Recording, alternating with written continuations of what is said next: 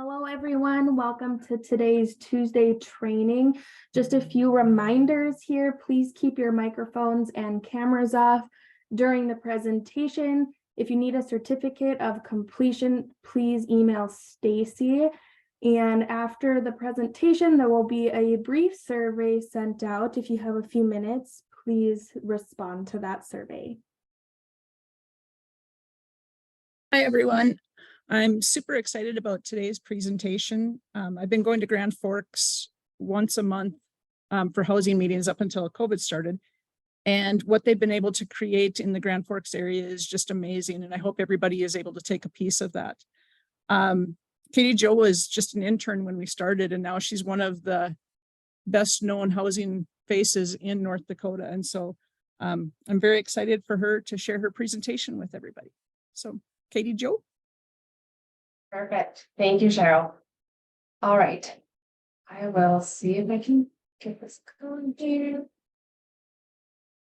I don't know if they mentioned, but if you guys have questions throughout, I won't be able to see anything, but they can let me know. I will take questions as it goes along rather than waiting until the end.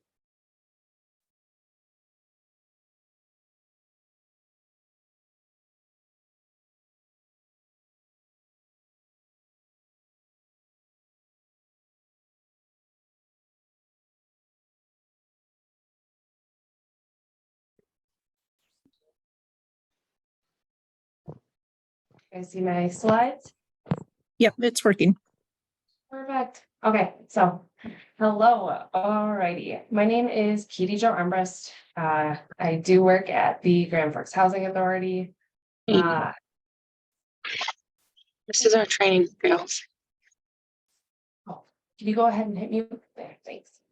I'm currently the project director for a SAMHSA grant, which I'll get into a little bit later here.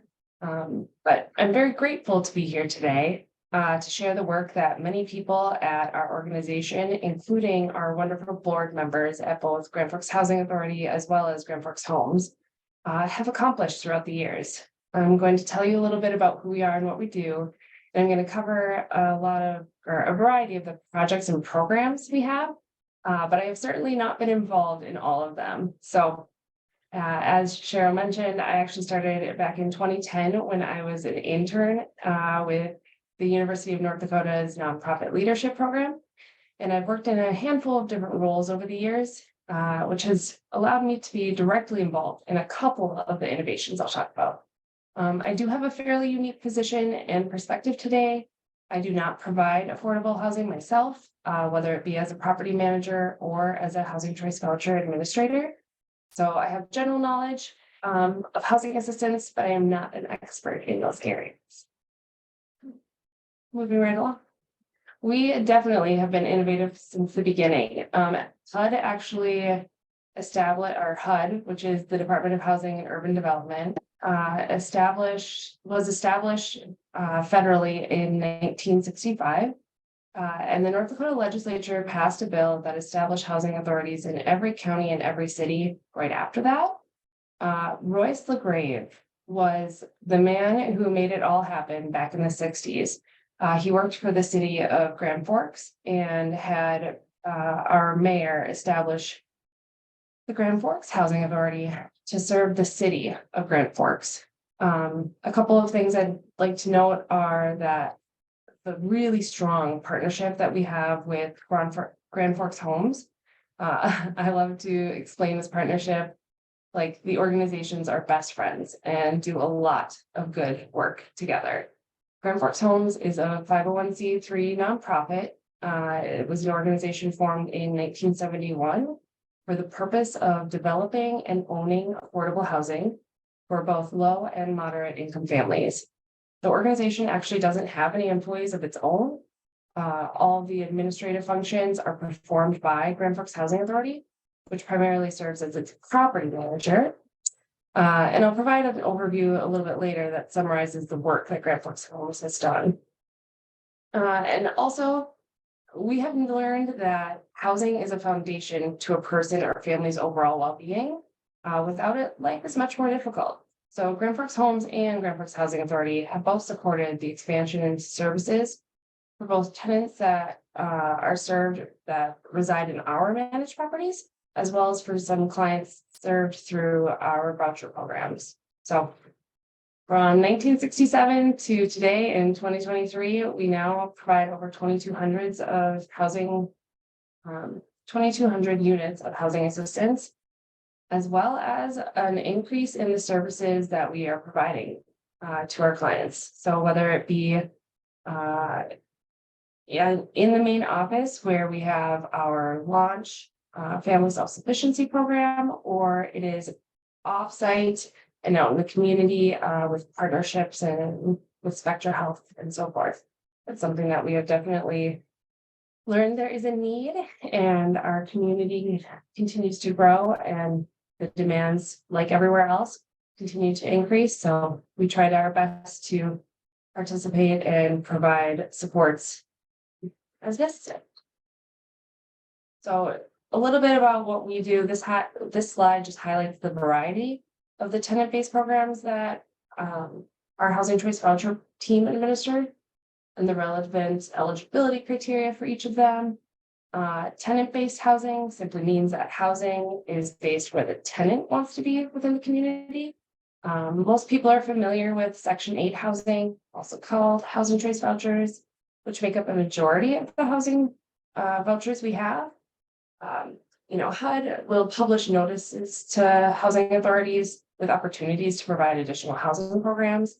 That's something that our organization has chosen to apply for and obtain. Just because you apply doesn't mean you're guaranteed an allocation, but we've been very fortunate and have been able to increase the amount of affordable housing we can provide by applying for things like mainstream vouchers, which serve 61. You have to be under 62, I believe, and have a disability. Or the emergency housing vouchers, which were a product of COVID.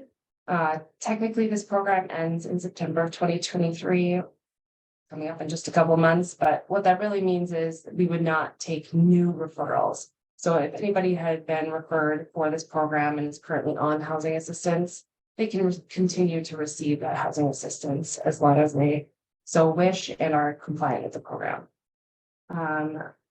That program also uses a referral through the North Dakota Coordinated Entry System, which is another unique thing that the Housing Authority has chosen to participate in with another project I'll talk about with Grave on first. But for the emergency housing choice vouchers, that is required. And then, yes, the veterans, our VASH vouchers, they are currently all being utilized. And then we also have FUP vouchers, the Family Unification Program. So, but for housing, families could have custody of some children again, or for youth that are aging out of the foster care system. So we work with the Human Service Zone in order to fill those vouchers. And then for our project-based housing, so we have approximately 700 units of affordable housing that we are managing, that our property team manages. So that includes apartment complexes and duplexes, some single family homes as well. And interestingly enough, Grand Forks Housing Authority doesn't have public housing like you have typically heard of. Because of our fantastic partnership with Grand Forks Homes, we don't have that typical public housing, but that we have expanded and have taken over the administration for Nelson County public housing. So we have a few properties in Annetta, Dakota, Mackville, Michigan, and Tolna, in which we are overseeing the lease ups and the maintenance of those properties. And then permanent supportive housing, we have been very fortunate to have a few different options now. Winterland Apartments is for families with children, as well as Jackson Flats, which is our newest project, just recently opened up, and it is for individuals 62 and older. And then for LaGrave on First, we have, that is for individuals with lived experience of chronic homelessness. So this slide just gives you a timeline of Grand Forks Homes and Grand Forks Housing Authority's developments. I thought it was important to show and include because it reflects just how busy this smaller nonprofit has been. They have consistently addressed housing needs in our community. One of the interesting or fun facts is the first property that Grand Forks Homes Inc. Held was Continental Homes, which is a 64-unit multifamily property. It has efficiency 1, 2, and 3 bedrooms.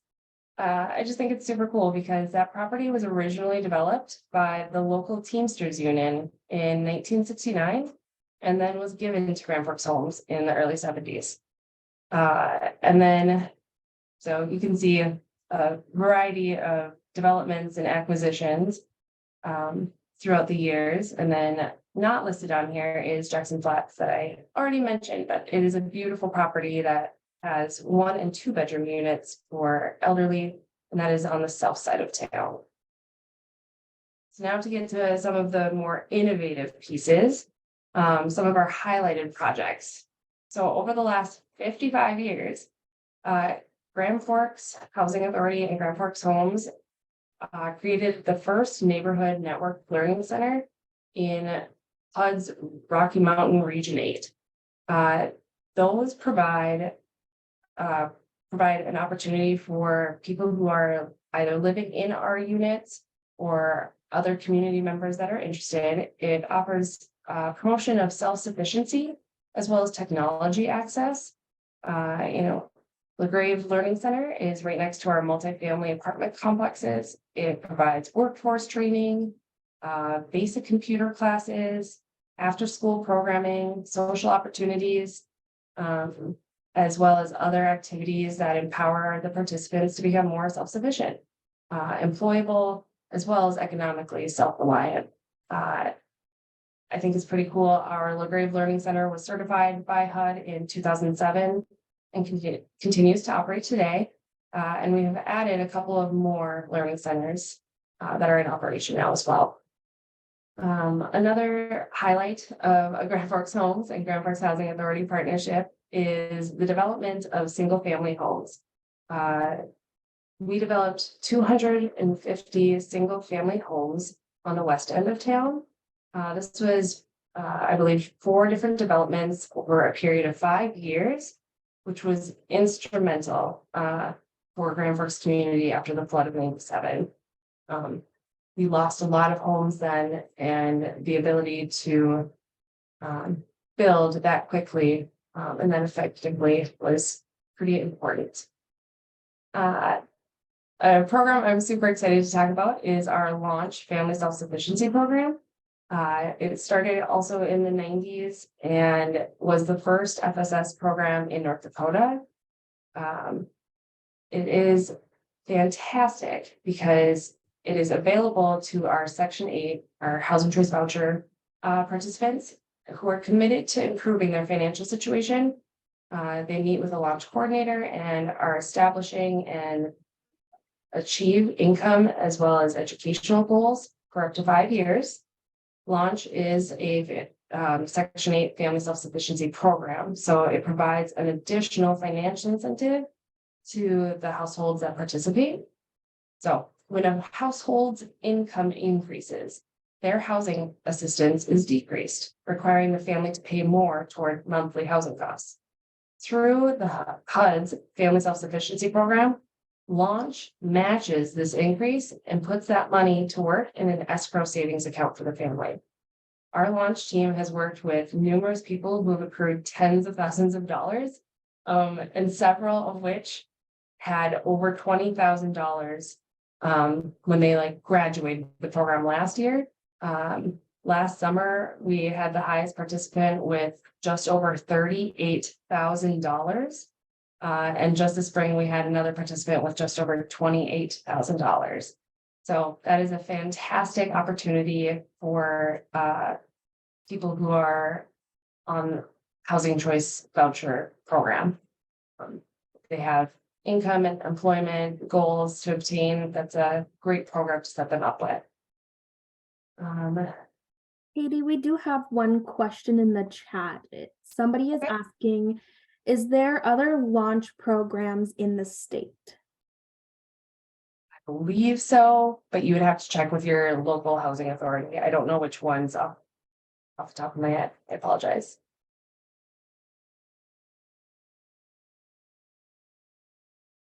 Okay.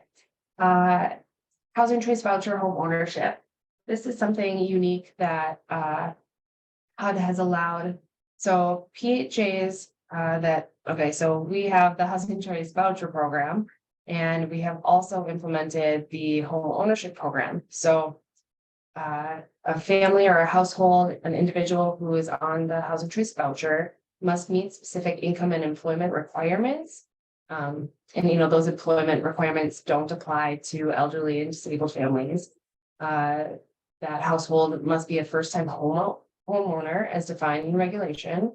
And then they have to attend and satisfactorily complete the pre-assistance home ownership workshops, and housing counseling programs required by us, as well as meet additional criteria. But this is a program that has actually worked incredibly well with the next program I'm going to talk about, the Grand Forks Community Land Trust. But the Grand Forks Community Land Trust was my internship, was focused on the Community Land Trust and the Starting Out Right program. So GFCLT was first created in 2010. And the mission is to create and maintain a permanent supply of affordably priced, owner-occupied, and rental housing in Grand Forks and Grand Forks County. The goals there are to coordinate, that ongoing strategy to assist households in purchasing homes and becoming homeowners, and becoming successful owners, right? So it's a unique model that has a dual ownership, as well as a shared equity resale formula. So it's pretty unique in the fact that the CLT actually retains ownership of the land itself, and the buyer purchases the home and any improvements. And they do so at an affordable price. And that is done by ensuring subsidy is available through the form of grants, whether they be federal grants or foundation grants. As well as now our state's housing incentive fund can actually help assist community land trusts as well. But ensuring that affordability means making sure that a family is purchasing at a point where their monthly payment is no more than 30% of their monthly income. And then the other unique part of that is that a ground lease fee is paid every month. It's $30 a month, which is certainly less than the amount of the land had the land been included in the purchase price. But the Community Land Trust provides a lot of opportunities for education and ongoing engagement with the family. There was a phrase coined of, they're the developer that doesn't go away. So the Grand Forks Community Land Trust started in 2010, and now there are actually community land trusts in Minot as well as in Fargo. And then the last one on this would be the Starting Out Right program. So this is something that we adapted from the United Way. The former director, Pat Berger, Emily Contreras had been speaking with her about Starting Out Right program that the United Way had, and it provided an incentive for families as well as financial contribution to security deposit and or first month's rent, with some goals for 3 and 6 months down the road, and some rent incentives for that. So we just adjusted it a little bit, and it was pretty amazing because we were able to serve families for approximately 20% of the cost of previous programs. And that is because we do have the ability to, housing assistance helps reduce that amount that the family is owing and responsible for. And then I have our recent developments. So Grand Forks Homes and Grand Forks Housing Authority have both Winterland as well as Grave on First and Jackson Flats as some of our supportive housing units. So Winterland offers larger units of housing. This project really began due to community conversations around the number of children in school that are experiencing homelessness. So Grand Forks Homes acquired this property, and not all of the units had housing assistance tied to them right away. So Grand Forks Housing Authority and Grand Forks Homes came up with a plan, and Grand Forks Homes offered units to families that were referred to the housing authority as experiencing homelessness. So they were able to move in right away. And part of moving in right away was that they have to apply for a housing choice voucher. And they were able to pay 30% of their income. And without the housing subsidy to cover whatever the gap was between what the family could afford and what the rent amount was. So Grand Forks Homes just had that rent concession off the bat and made that opportunity available in order to get families with children, out of sticky situations or difficult situations such as living in their car, things of that nature. So that was a really unique program. Now more of those units have housing assistance tied to them. So this is a program that we are going to be revisiting on how we can continue that. There's been further discussion in our community about the numbers of families experiencing homelessness, not specifically just around during the school year, but it's something that, having one unit is one property is fantastic, but trying to think a little bit more broadly about how do we have more scattered site units available for families. We want to provide individuals, households with options. We don't want to say this is your only option, right? So those conversations and opportunities continue to be had. And then LaGrave on First, this was something that I was able to be a part of the development team on. And I've spoken about it before, but LaGrave on First offers 42 units of 1 bedroom, 1 bathroom housing for individuals who've experienced chronic homelessness in the area. It's independent living. So they have a lease just like you and I would. The first floor is dedicated to tenant amenities. So there's a computer room, community room, free laundry on site, exercise room, dining, commercial kitchen. We have fantastic volunteers that provide meals for tenants, as well as there's office space and a large meeting room. So we have support services that are offered on site, as well as coordinated off-site. But some of those support service staff members are able to utilize the offices there. We have a fantastic partnership with Ultra Health System. So we have a full-time nurse case manager there, as well as UND's occupational therapy program.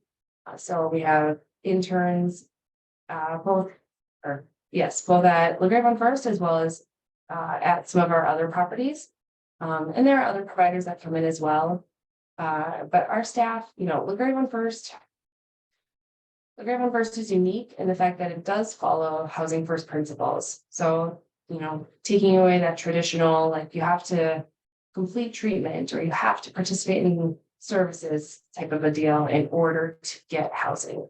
So housing first is the opposite of that. So we do not require sobriety or participation in services in order to live there. So like I said before, it is a lease, just like you and I would have. So there are rights and responsibilities that go along with that.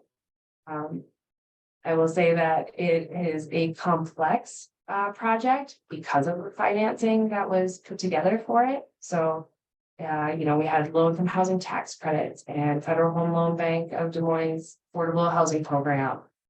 We have home units or home funds in there in a couple of units. So it's complex, and all 42 units have project-based vouchers attached So our property manager and housing choice voucher administrator have to work together in order to make all of that work.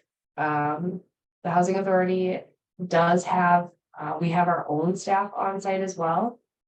We call our housing support specialists. They are our 24/7 staff that are kind of the gateway for our tenants to, see somebody every day, build relationships and rapport. Our staff and our partners are receiving training on topics like harm reduction, de-escalation, motivational interviewing, trauma-informed care, cultural humility, mental health first aid, and all kinds more.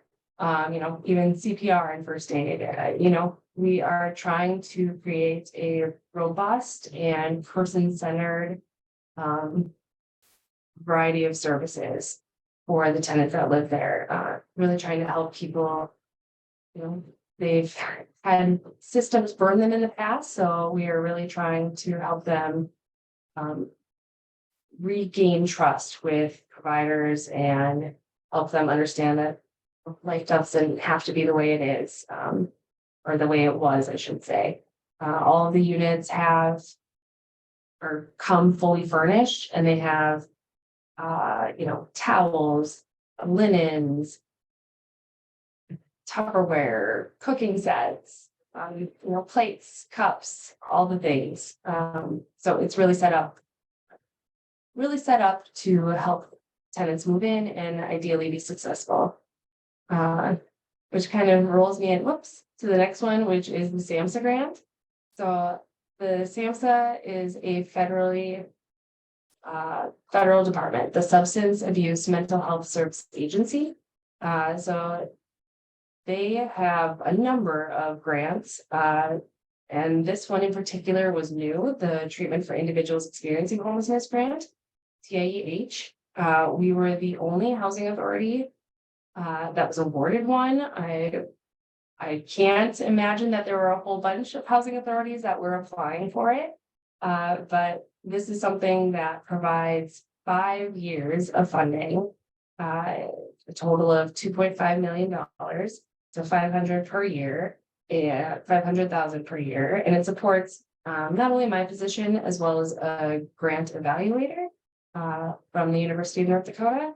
It also supports 5 staff members who are working with individuals who have either experienced or are at risk of experiencing homelessness that have a behavioral health condition. So whether that be a serious mental illness, substance use disorder, or co-occurring disorder. We have contracts and wonderful partnerships with both Spectra Health and Community Options. 2 case managers are housed at Spectra Health, which is our local federally qualified health center. So they're integrated into their clinic setting. They utilize Prepare, which is a screener for social determinants of health, and that helps kind of identify individuals that are in that have housing instability or housing insecurity. And so they get referrals right from their own providers in-house, as well as out in the community. And then we have 2 staff members that are located at LaGrange First, and then they are employed through Community Options. And so we have a case management position as well as employment supports provided through those positions. And the whole grant is aimed again towards individuals who either experienced or are at risk of experiencing homelessness, that have a behavioral health condition. So this grant has provided a great opportunity to help individuals that are not just at LaGrange First. Like I mentioned earlier with Winterland, and Winterland is fantastic to have an option for people or for families, I should say, experiencing homelessness. But ideally, we should have options. What works for me might not work for you, and that's just fine. The same thing goes for LaGrange First. We are grateful to have LaGrange First, but individuals should have more options or more choices than just LaGrange First. Not everybody thrives in that environment. And so having more scattered site options as we continue will be super duper helpful. And in our approach or method of madness in continuing to seek funds to cover these gaps, we have been successful with a couple of other funding sources. So these are both HUD's Continuum of Care grants. So one of them is the Youth Homelessness Demonstration Program. So we have a System Navigator grant. It supports two truly what we call system navigators. But they're very similar to a case manager. They can help out with any and everything, as well as they can help with anything and everything, as well as applying for housing, helping people with employment or education or family relations, obtaining medical care, crisis moments, anything to that extent. They are able to help youth and young adults that are 24 years of age or younger. That is their primary focus. And then we also have a HUD Continuum of Care grant for permanent supportive housing, and that will provide an additional two additional case managers that can do more so that scattered site permanent supportive housing. So rather than just being at LaGrave on First or only having LaGrave on First as an option, these staff members, these two new case managers, will be able to help individuals that are out in the community in more scattered site settings. And then I did forget, we had switched for our SAMHSA grant. We previously had two case managers a case manager and supported employment positions at LaGrave on First through Community Options. Due to additional services at LaGrave on First, we now have just one case manager position at LaGrave on First through Community Options. And then the Housing Authority, actually, due to internal conversations and agreement with everybody, that we have a case manager, a mobile case manager that is able to meet individuals. We have a lot of folks that end up doubled up in our properties, as well as throughout the community, right? But this way we are able to have a dedicated staff member who can help us focus on some of the individuals that are doubled up in our properties as well. So clarifier on that. And then, so the last thing would be Jackson Flats, which I've also already mentioned, is, independent living as well, but does have support services on site. Just like Winterland, So they just have the case management on site, I believe, at this point. So yeah, I talked really fast today, so I apologize, but that's kind of an overview of some of the bigger projects that we've done. I think for us, an impetus on innovation is really trying to knock down those barriers to housing. Whether it's us looking at our own policies or providing feedback to HUD or others regarding federal policies. That's something that we're not hesitant to do. But even bigger than that is being friends. Like, we want to work with everybody. We want to, solve and address community issues together. And if there's a part that we are responsible for playing or could be, we want to be a part of the conversation and at the table. So I think that's it. I do have two questions for you. Who makes the referrals for Winterland Park? It has historically been the school district, to my knowledge. We are truly in the midst of having those conversations. But if anybody had a family that they knew was experiencing homelessness, they would be able to contact SIVA, and I can throw his contact information on our chat box. Thank you. And then another question is, can you talk about the tenants at LaGrave giving back to the community? Yeah. Is there a further elaboration on that one? Yeah, Katie Jo, this is Cheryl. I Oh, okay. was just so amazed when, after they received housing, how they were looking out for others and having their different events. Yes, yeah, so our tenants, yes, we've definitely had, tenants who move in and, still have concern for others that are, not housed yet. And so we've had tenants that have opened up their doors or their homes to other individuals and, wanting to try to help them out. So that has certainly happened. It can be difficult for people to see those that they've experienced homelessness with still in those more difficult situations. Yeah, and then I guess I don't know what else in particular, but off the top of my head, I think of, our tenants participate in things like Recovery Reinvented. It was held in Grand Forks this past year, and so we had tenants attend that as well. Rally for Recovery happens in Grand Forks, and so we have some of our tenants participate in that as well. Yeah. Our tenants are fabulous people. Can you tell us your favorite success story too? I will, and I'll give it with a caveat. So everybody who moves into LaGrave on First has a unique story. So we don't anticipate that everybody is going to have the exact same goals or aspirations or abilities, right? So with that as a pre-context, or that as some context for you, we have an individual who moved in and had not done very well.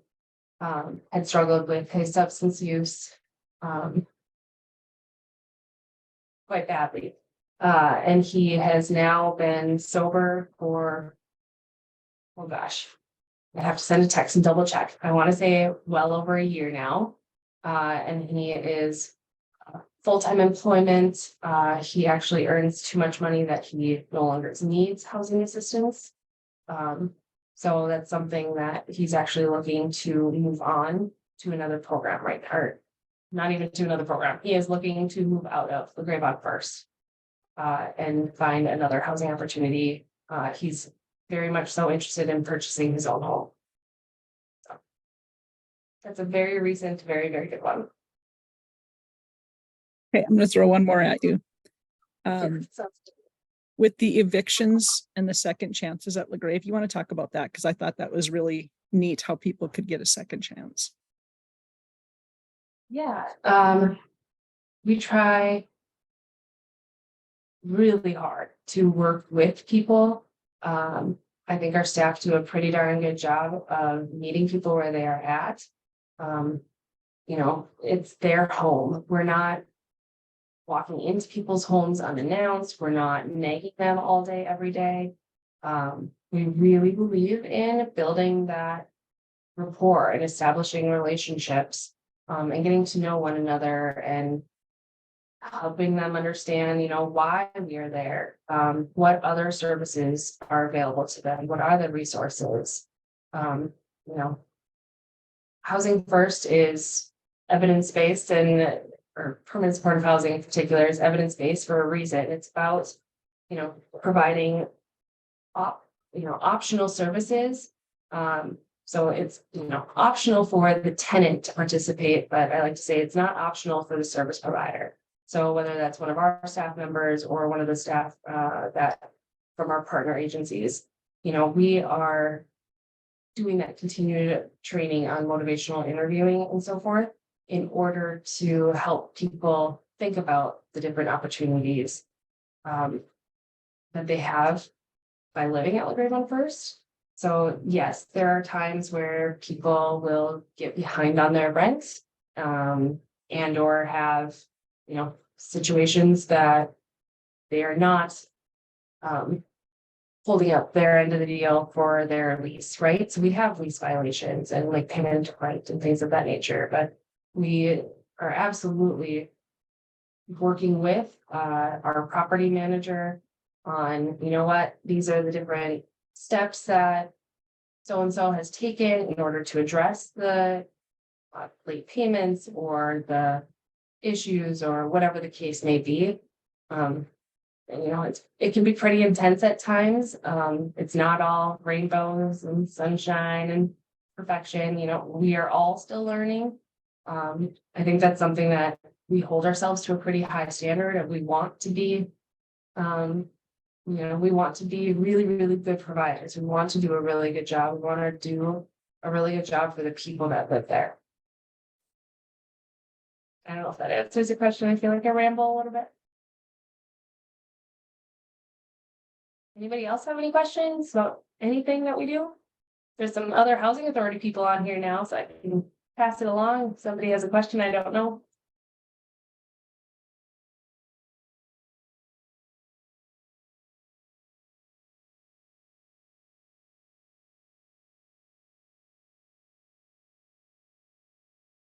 We'll give it a few seconds here in case somebody comes up with a question they want to ask. But I just wanted to thank you again, Katie Jo, for presenting today, and remind everybody that if you need a certificate of completion, please email Stacy. And if you have a few seconds after this, a brief survey will be sent to your emails. And it's not looking like I see any other questions. So thank you guys all again for attending, and have a great rest of everybody's day.